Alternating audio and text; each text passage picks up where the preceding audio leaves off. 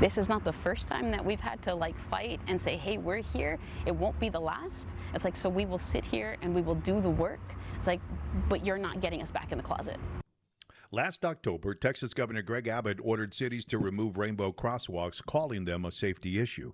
The directive sent out by the Texas Department of Transportation specifically banned non-standard road markings, threatening to pull funding for noncompliance. The city lost its appeal to keep the iconic rainbow art in downtown, but as it prepares to remove the art soon, new Pride-themed streetlight cylinders have gone up as an alternative to show the LGBTQ plus community support.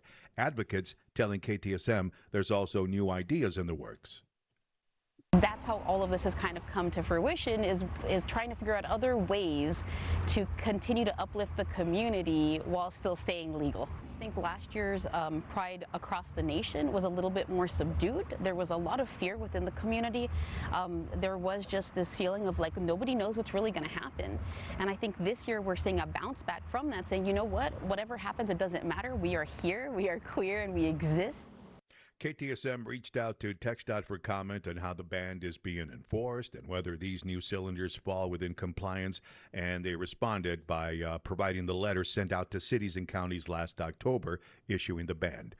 Was that like a no comment, or was the answer in the letter that they sent and we were just supposed to look for it? I think it was a little bit of both. Yeah, I think they're just trying to not make it as, as big a deal as it was last year.